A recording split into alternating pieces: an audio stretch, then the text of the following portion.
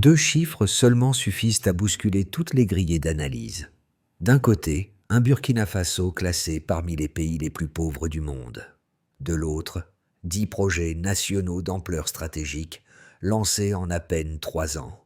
Ce contraste brutal oblige à regarder autrement un pays que beaucoup tenaient, pour condamner à la pénurie. Alors même qu'une mécanique d'action continue s'y met en place sous l'impulsion d'Ibrahim Traoré. Que révèle vraiment cet écart entre préjugés et réalité pour ceux qui observent cette trajectoire à distance? Et si ces 2 nombres n'étaient que la première alerte d'un basculement plus profond? Si le contraste initial frappe, c'est parce qu'il repose sur une promesse implicite que le pays n'a jamais formulée comme un slogan, mais comme une méthode. Chaque chantier devait devenir une preuve, jamais une simple annonce. Dans un contexte où l'énergie, l'eau, l'agriculture et les services essentiels reposaient depuis des années sur des apports extérieurs incertains, l'enjeu réel devient lisible. Redonner au Burkina Faso la capacité de produire ce qu'il consomme. Cette ambition, loin d'un idéal théorique, constitue un socle vital, un cadre d'action mesurable où chaque résultat ouvre une attente nouvelle. Le bénéfice principal pour le spectateur est clair. Comprendre non pas ce qui est montré, mais ce qui est en jeu. La possibilité pour un pays longtemps dépendant de reconstruire ses leviers fondamentaux. Et à mesure que 10 projets stratégiques émergent, une question s'impose, comme micro-hook. Combien de temps cette cadence peut-elle être maintenue avant de rencontrer ses premières limites structurelles? En 3 ans seulement, 10 projets nationaux ont émergé là où l'on ne voyait autrefois qu'un vide structurel, créant un basculement mesurable que peu d'analystes avaient anticipé. Plus de 150 villages électrifiés marque l'un des premiers indices visibles d'une accélération qui redéfinit les attentes et déplace le centre du récit. Ce mini-révélateur oblige à recomposer la ligne du temps. Au départ, le Burkina Faso vivait sous une dépendance presque totale. L'énergie provenait de l'extérieur, l'eau dépendait d'infrastructures vieillissantes, l'agriculture perdait sa valeur faute d'industrie locale et les services essentiels survivaient grâce à des financements extérieurs irréguliers. Cette accumulation de fragilité formait une chaîne où chaque maillon affaibli entraînait le suivant. C'est précisément cette mécanique défaillante qu'Ibrahim Traoré a cherché à inverser en déplaçant la question centrale. Non plus comment relancer sporadiquement, mais comment enclencher une dynamique continue qui se renforce d'elle-même. Le premier mouvement fut de rompre le fil chronologique de la dépendance, produire localement, puis organiser ses productions de manière à ce qu'elles se soutiennent mutuellement. C'est ainsi que l'usine Red Gold Factory alimente le corridor Bobo-Abidjan, que la route accélère la distribution énergétique, que l'énergie stabilise les hôpitaux, que l'eau du barrage Ziga 2 nourrit les foyers et régénère les cultures, que la Burkenbank structure l'ensemble du cycle financier. Aucun de ces chantiers n'a été posé au hasard. Chacun a été pensé pour entraîner le suivant, dans un enchaînement comparable à une série de dominos inversés où la chute devient relèvement. Dans cette logique, la souveraineté cesse d'être un discours et devient un protocole reproductible, une manière de transformer chaque effet en nouvelle cause pour poursuivre la dynamique. Ce changement de nature, passé d'une addition de projets à un système cohérent, redéfinit le rôle de l'État, désormais architecte d'un enchaînement maîtrisé. Et lorsque les premiers bilans apparaissent, un constat domine. Ce n'est pas la vitesse seule qui surprend, mais la cohérence d'un pays qui, pour la première fois depuis longtemps, avance selon ses propres règles. Pour comprendre la portée réelle de ces transformations, il faut observer ceux qui les incarnent avant même que les statistiques ne les rendent visibles. Visible. 3 trajectoires, 3 scènes courtes, 3 indices précoces révèlent comment une logique politique se diffuse dans les gestes quotidiens.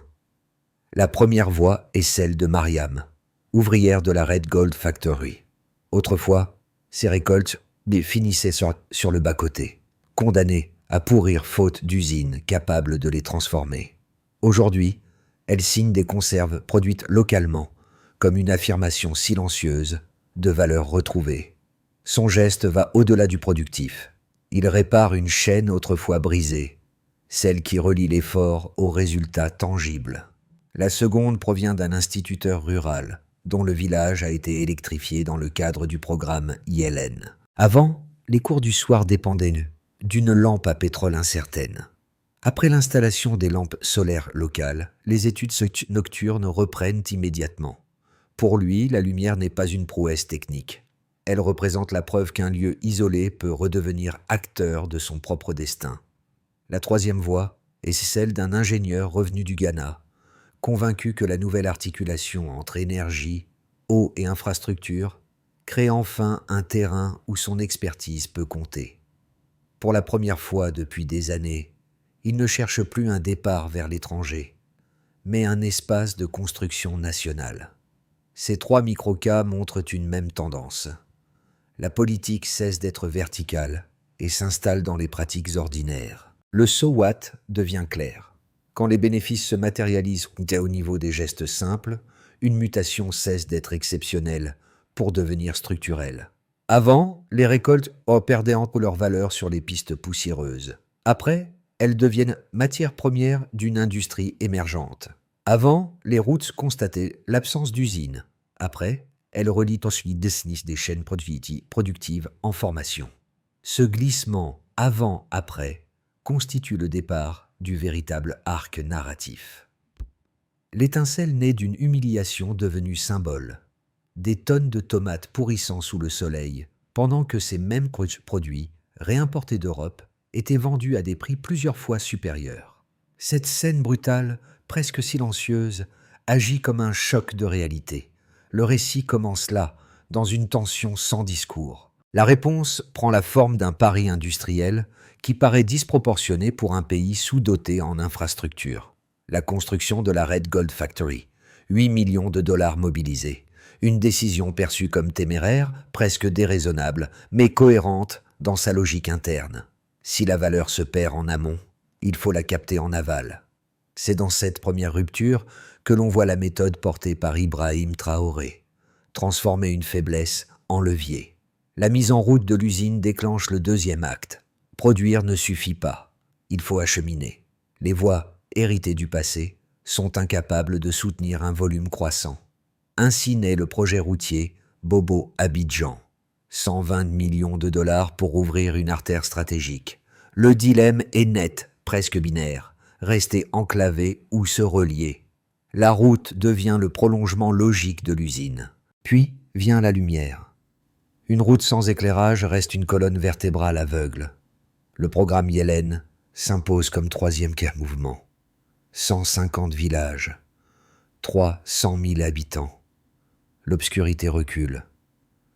Les hôpitaux abandonnent les lampes torches. Les écoles retrouvent les veillées d'études. L'accélération devient visible, presque palpable. Mais la lumière appelle l'eau. Sans approvisionnement stable, les cultures s'épuisent et les villes étouffent. Le barrage Ziga 2 devient le 4e pilier. 40 millions de mètres cubes stockés, 600 000 personnes alimentées. L'agriculture respire, la capitale se stabilise. Ici, l'impact technique se double d'un impact moral. L'eau n'est plus une menace de rupture, mais une continuité maîtrisée. Ensuite vient la finance. La Birkenbank n'est pas un simple établissement. Elle reconfigure la logique des flux. 67 agences, 15 000 microcrédits, plus de 60% des dépôts rapatriés. Une inversion discrète, mais décisive. L'argent cesse de fuir. Il revient. Il circule. Ce dernier maillon achève le mouvement. L'usine nourrit la route soutient l'énergie. L'énergie stabilise les hôpitaux et les écoles. L'eau protège les cultures. La finance verrouille le cycle. Rien n'est isolé. Tout s'imbrique. C'est là que le récit atteint son point culminant.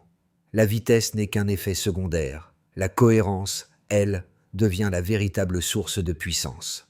Et l'on comprend pourquoi ce modèle intrigue. Il avance sans slogan bruyant, mais avec une succession d'actes qui se répondent. Le pays entre dans une phase où chaque victoire n'est pas une fin, mais un relais, une dynamique où chaque réponse génère un chapitre suivant. La séquence se prolonge, comme un aftershock méthodique qui renforce le socle au lieu de l'éroder. Baseline, Delta. Avant 2022, moins de 15% des villages burkinabés disposaient d'une électricité permanente. 3 ans plus tard, ce taux dépasse 40%, créant un écart mesurable qui structure désormais toutes les autres dynamiques. Cette progression ne reflète pas un simple accès énergétique, mais la consolidation d'un socle qui modifie la capacité d'action des foyers, des écoles et des dispensaires.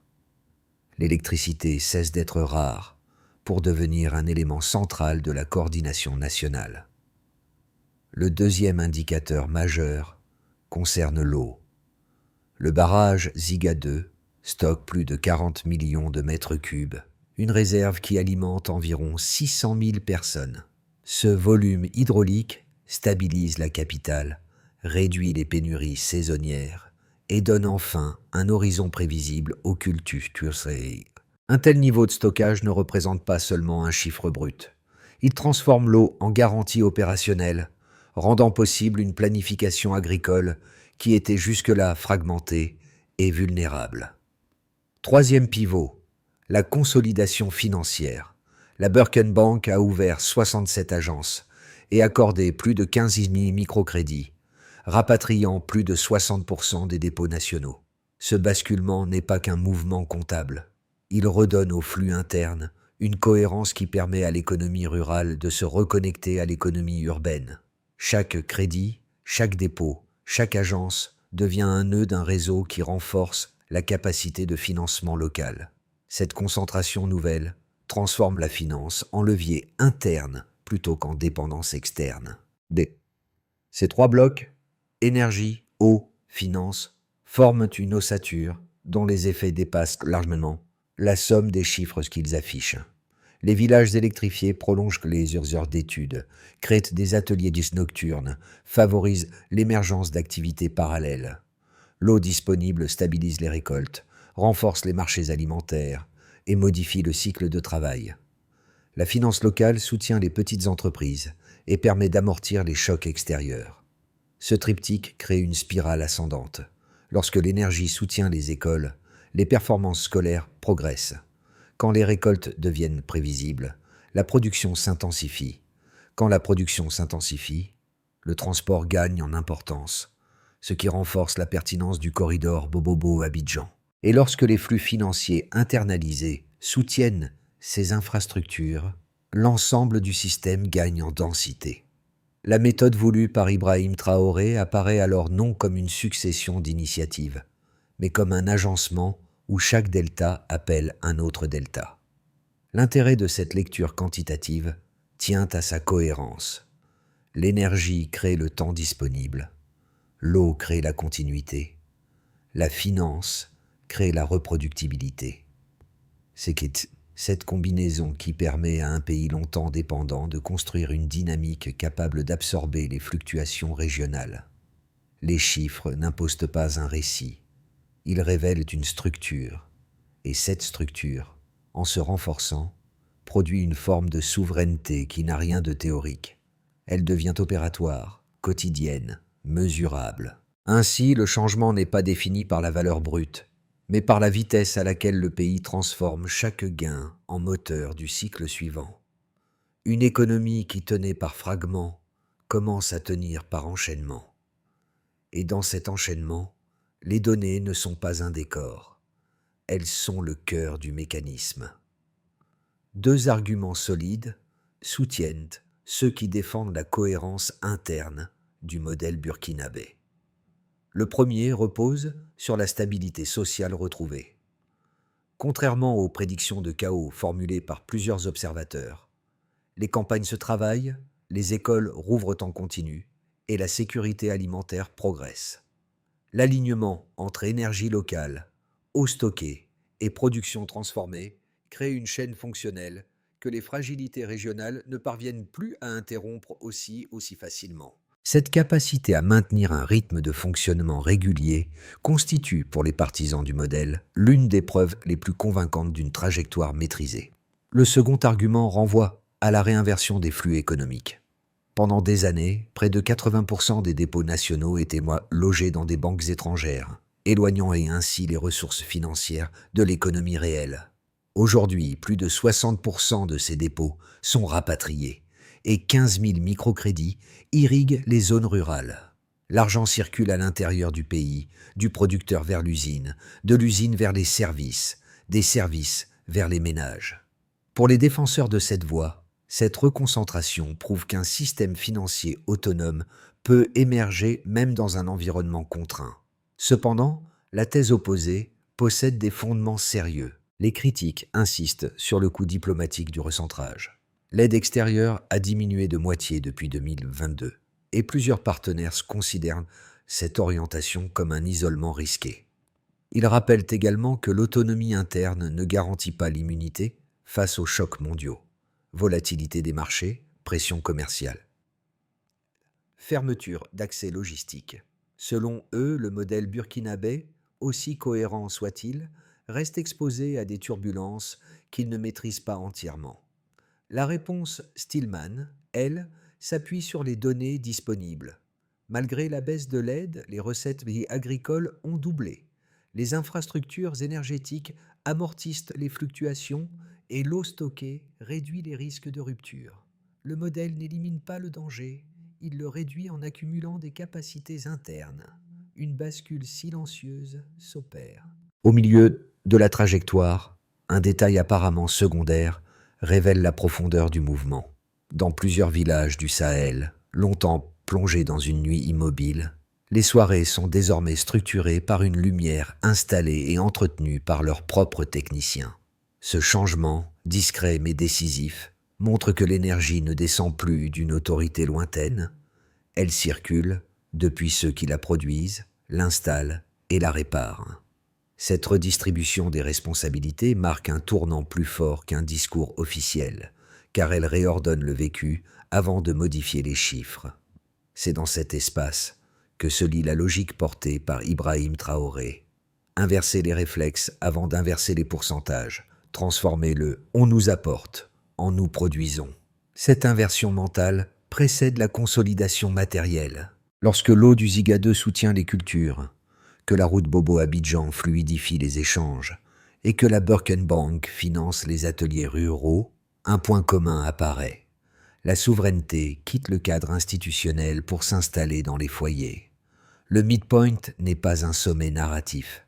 C'est le moment où l'élan collectif dépasse l'impulsion initiale et où chaque maillon commence à renforcer naturellement le suivant.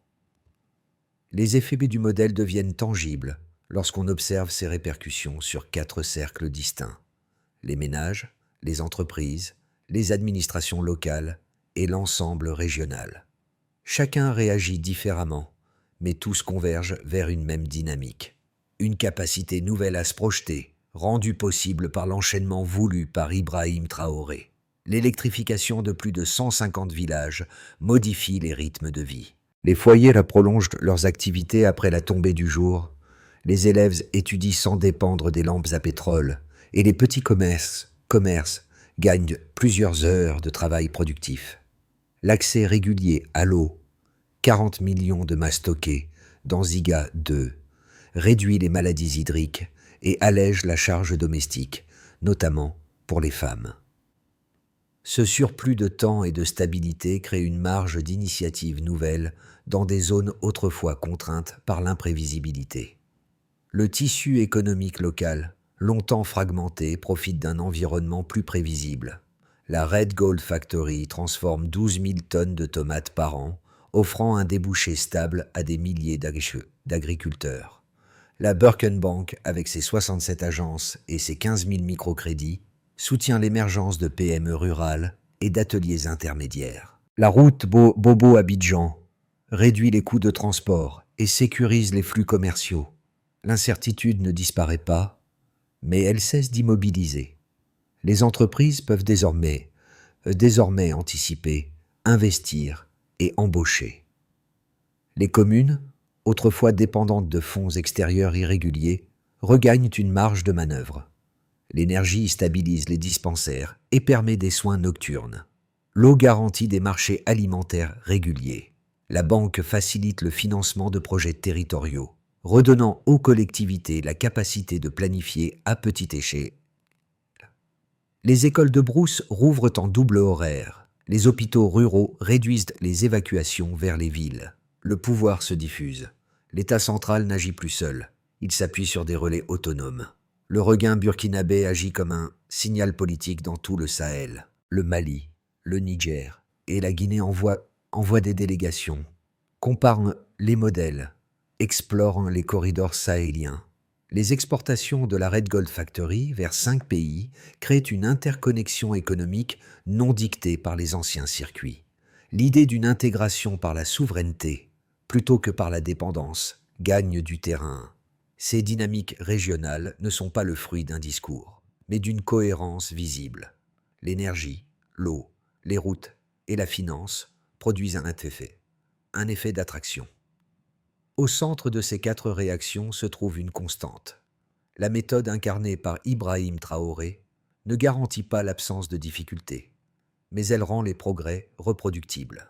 Chaque avancée, qu'elle touche un foyer, une entreprise, une commune ou un État voisin, renforce un système où les maillons se soutiennent mutuellement. Le pays passe d'une économie fragmentée à un ensemble articulé, où chaque amélioration devient la base de la suivante. Les 12 prochains mois peuvent suivre 3 trajectoires distinctes, chacune déterminée par la sécurité intérieure, la continuité des chantiers et la solidité des flux économiques. Ces scénarios ne prédisent pas l'avenir.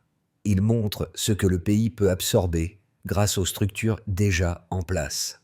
Les 10 projets actuels poursuivent leur montée en puissance. L'énergie solaire se stabilise, les infrastructures hydrauliques maintiennent leur niveau de stockage et la Birkenbank accélère sa digitalisation. La croissance se maintient autour de 5%, soutenue par une production locale en expansion. Ce scénario exige rigueur budgétaire, suivi technique régulier et contrôle strict de la corruption. Il offre peu de surprises, mais garantit une continuité solide. La dynamique interne reste la principale force de propulsion. Dans cette projection, les voisins sahéliens, Mali et Niger, adoptent pleinement les corridors énergétiques et logistiques déjà amorcés. Les investissements locaux augmentent, les revenus agricoles doublent et la pauvreté descend sous 25%. Les exportations régionales s'intensifient, créant un réseau d'échanges indépendant des circuits extérieurs traditionnels.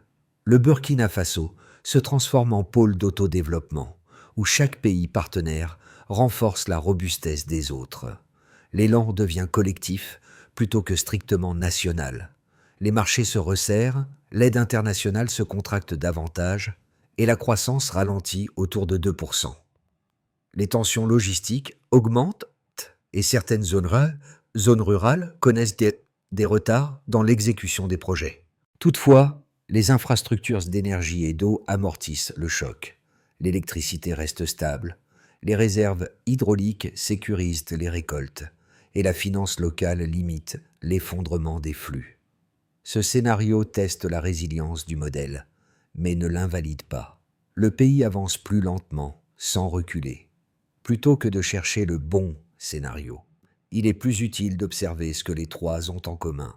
Une base interne assez robuste pour absorber des variations fortes, mais encore sensible aux pressions extérieures. Le vrai enjeu des 12 prochains mois réside moins dans la vitesse que dans la capacité à préserver cette cohérence naissante. 3 cercles humains recensaient déjà la transformation en cours. Les familles, les jeunes actifs et la diaspora. Chacun vit une partie du changement, parfois discrète, mais suffisamment régulière pour modifier les perspectives individuelles autant que collectives. Pour les familles, la lumière stable recompose le rythme du quotidien. Les soirées s'allongent sans inquiétude. Les élèves étudient sans dépendre d'une lampe à pétrole. Et les petits commerces redécouvrent des heures d'activité que l'obscurité leur retirait. L'accès régulier à l'eau réduit les maladies hydriques et allège la charge domestique des femmes. Ces gains modestes mais constants améliorent la qualité de vie et créent un sentiment nouveau, celui que l'effort quotidien peut enfin produire un résultat durable. Une première suggestion se détache: documenter ces améliorations, même minimes, pour montrer ce qui change réellement.